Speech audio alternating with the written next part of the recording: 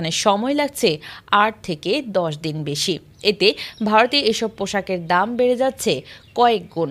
Hindustan Times ও অন্যান্য ভারতীয় গণমাধ্যমও বিষয়টি গুরুত্ব দিয়ে প্রকাশ করেছে। তাদের তথ্য অনুযায়ী গত ১০ মাসে ভারত বাংলাদেশ স্থল সীমান্ত দিয়ে প্রায় ১০ থেকে ১২ হাজার কোটি টাকার পণ্য রপ্তানি হয়েছে, যার বড় অংশ জুড়ে ছিল তৈরি পোশাক খাত।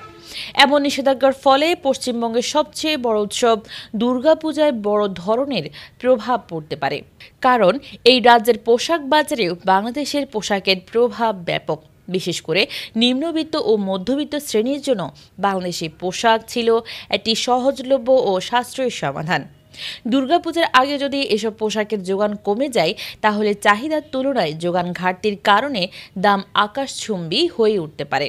আর এতে ভোগান্তিতে পড়বেন রাজ্যের সাধারণ মানুষ, বিশেষত নিম্ন আয়ের পরিবারগুলো।